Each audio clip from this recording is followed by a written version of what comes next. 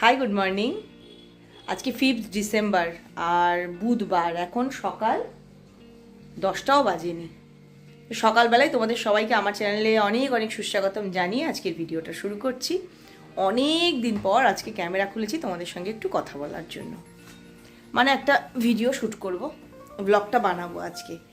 মাঝখানে তো ভিডিও বানানোই হয়নি, ওই মেলায় একদিন গিয়েছিলাম, সেদিন একটু ভিডিও করেছি, তার আগে অনেকগুলো ভিডিও বানিয়েছি, কিন্তু না মাঝে মাঝে ডিমোটিভেট হয়ে যাই, তো একদম ভিউ নেই, ওইটা ভেবেই না আর ভিডিও এডিট করতে ইচ্ছে করে না। এখনও বানানো ভিডিও আছে কিন্তু এডিট করার অভাবে আর পোস্ট করা হয় না। সেটা আজ 5-6 দিন হয়ে গেছে ভিডিও বানাইও নি, পোস্টও করিনি, কিচ্ছু করিনি। আজকে ইচ্ছে আছে করার। ডিমোটিভেট হয়ে লাভ কি আছে? নিজেই বলছি আমি ডায়েরি রাখি, ভিডিও করে আর এখন করব না।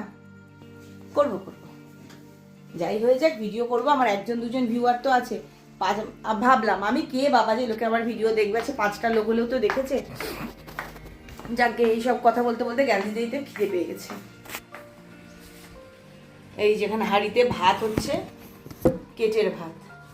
এবার তোমরা না ভাবতে পারো কেটের ভাত কেন বানিয়ে রাখি, এরকম করে কেন কেটের ভাত বানাই। আমরা না খুব ঝরঝরে ভাত খাই, তো সেই ভাত কেটকে দিই না, কেটের জন্য একটু নরম করে ভাত বানাই আমি, আর এটা বানিয়ে ফ্রিজে রেখে দিই। আমরা অর্ধেক দিন ভাত খাই না, এটা খাই ওটা খাই। ওইভাবে হলে এরকমও হয়েছে যে কেটের জন্য ভাত দিতে গিয়ে দেখছি কেটের জন্য বানানো ভাত নেই। আর এটা হলে আমার হিসেব মতো বাবা ফ্রিজে রাখা থাকে।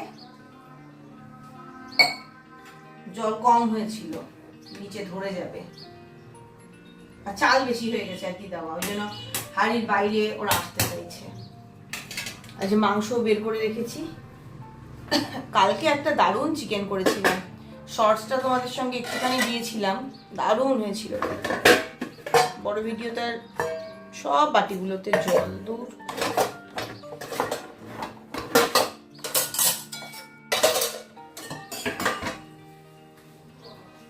এই বাটিটা আমার ভীষণ পছন্দের। আমি কোথায় যখন বোর্ড দিয়েছি কি দেব এরকম সময় আমার বাবার ট্রিটমেন্টের জন্য ভেলোর গেছিলাম, তখন এই বাটিটা নিয়ে এসেছি। এত পছন্দ যে আমি বেশি ব্যবহার করতে দিতাম না, নষ্ট হয়ে যাবে, এবং আমি একাই খাবোটাও এরকম একটা ব্যাপার ছিল। মা বলতো কি বাটিটা রেখে দে, কালো আমি দেখাই যাচ্ছে, বাটিটা রেখে দে, তুই বিয়ে হয়ে যাওয়ার সময় বাটিটা নিয়ে যাস। বিয়ে হয়ে গেছে তখন তার বাটি অলরেডি ব্যবহার করি, বিয়ে হয়ে গেছে তারপরে বাড়িতে এসছি, তো আমার বাবা বলছে যে তোর এই হাঁড়িটা নিয়ে।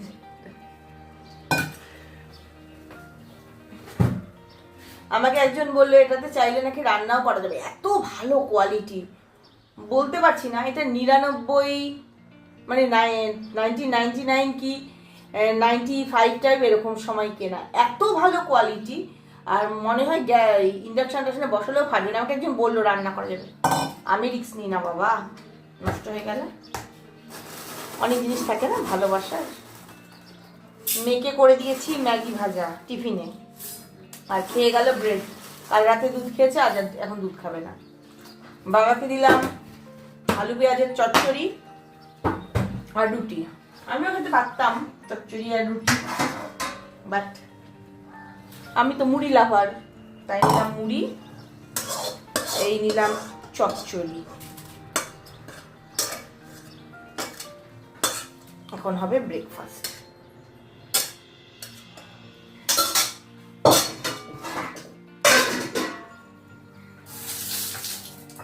আজকে দুপুর একদম সিম্পল রান্না হবে ডিমের ঝোল আর ভাত। গতকাল একটা দারুণ ওয়েব সিরিজ দেখেছি, ডিভোর্স কে লিয়ে কুছ ভি করেগা। যারা জি5 এর সাবস্ক্রাইবার আছো, যদি না দেখে থাকো তাহলে দেখে নাও, ভীষণ সুন্দর, ভীষণ। আর আমাকে নিশ্চয়ই দেখে বোঝা যাচ্ছে আমার স্নান ধান সব হয়ে গেছে। মোটামুটি আজকে থেকে আমি শীতকালীন রুটিন স্টার্ট করে দিলাম। হিয়া গেলেই ঘর ঝাড় দেওয়া, মোছা, বাসন মাজা টাজা সব করে স্নানটা করে নেবো, ব্যাস।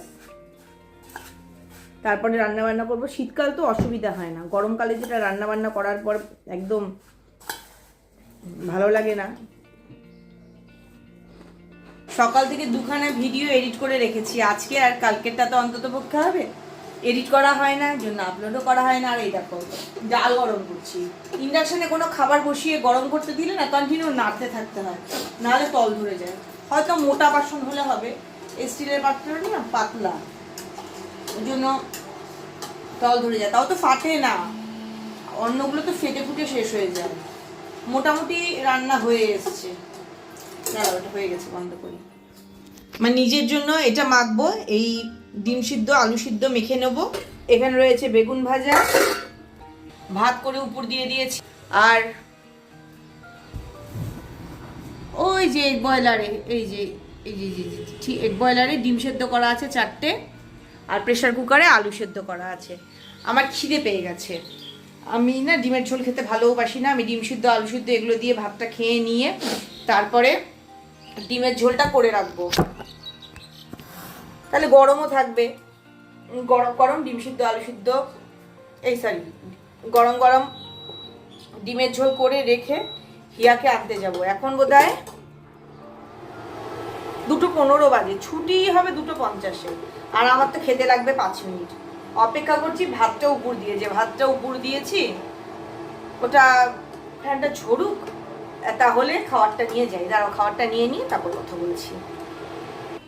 অনেকদিন পর আজ একদম নিজের মন মতো কিছু খাওয়া নিয়ে বসেছি। না চিকেন টিকেন যে খাই সেগুলোও তো নিজের পছন্দ মতো, কিন্তু আজকের খাবারটা একটু অন্যরকম। তো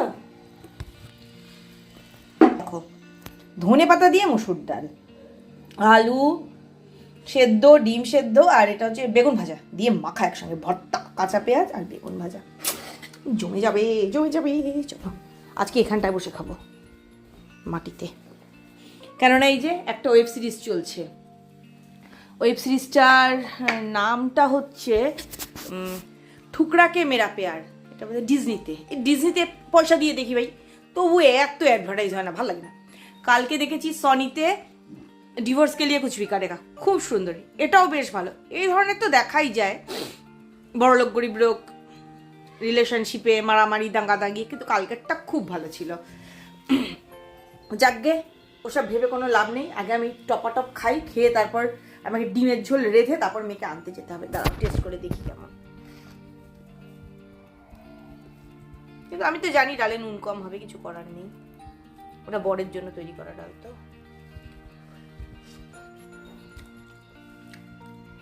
ডালে নুন কম তো কি, আমি ডালের সঙ্গে আলু সেদ্ধ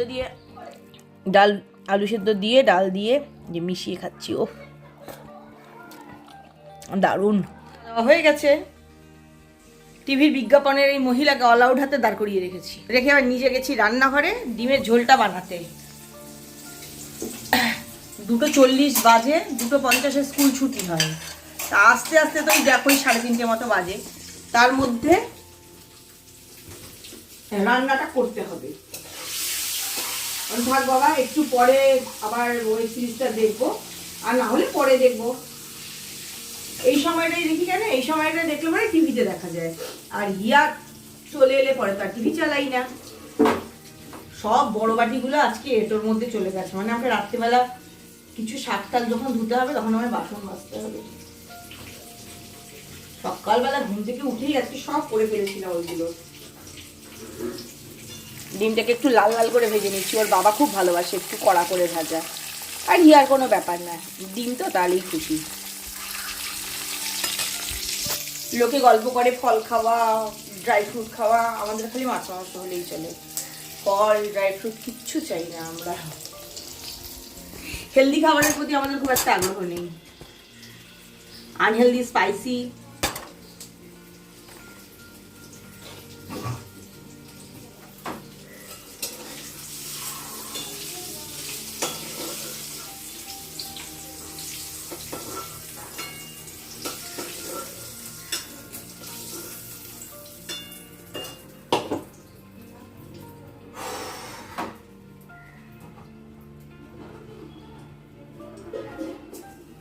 এই ঝোলটা আমি সবসময় 5 ফোড়ন দিয়ে করি।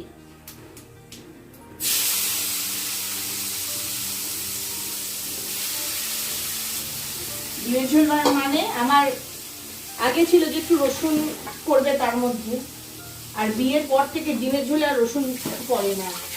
কোনোদিন যদি ডিম কষা করি শুধু আমার আর মেয়ে, তবে রসুন দেওয়া যায়, নইলে বর তো রসুন ভালোবাসে না। আর না একজনের জন্য একরকম করবো, আবার নিজের পছন্দের জন্য আলাদা রকম করবো, সেটা আর ভালো লাগে না।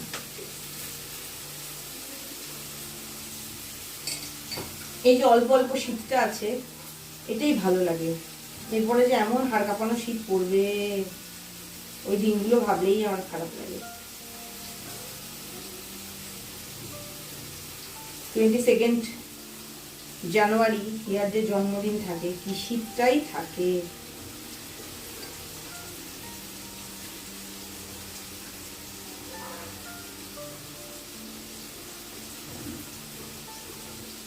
ঠান্ডার ভয়ে সবার যাওয়ার তারা থেকে তাড়াতাড়ি।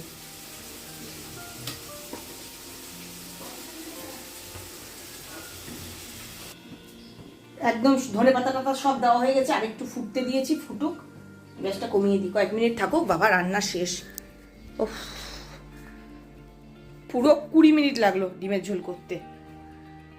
যাকে হয়েছে।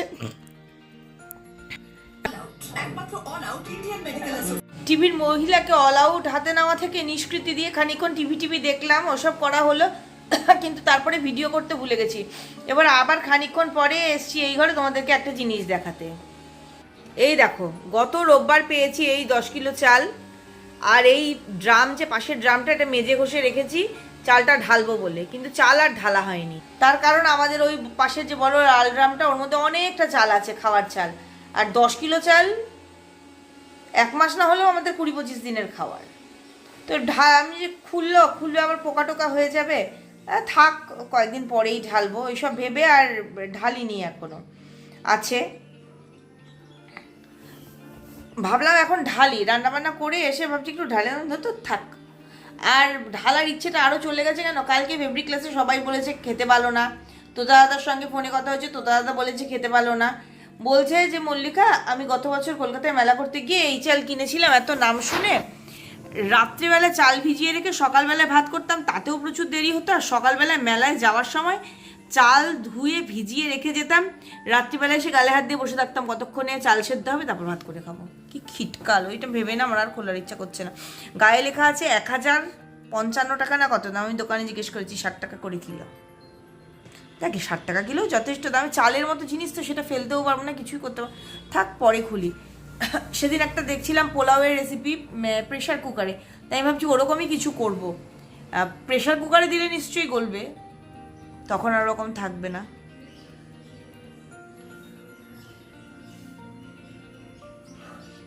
আবার হিয়াকে আনতে যেতে হবে, কত কাজ না। সেলাই করছিলাম বসে, ফেব্রিক তো ইদানিং করাই হচ্ছে না। দাদা খালি বলে তাড়াতাড়ি করে সেলাইগুলো করে দাও, ওই জন্য খালি সেলাই করি, ফেব্রিক আর করা হয় না, এরকম করেই যাচ্ছে। আজকের এই ভিডিওটা না এখানেই আমি শেষ করে দিচ্ছি, কারণ পরে আর ভিডিও কন্টিনিউ করা হয় না। আবার হিয়াকে আনতে যাবো, তারপর আবার বিকালবেলায় কোথাও বেরোবো নাকি বেরোবো, কী করবো জানি না।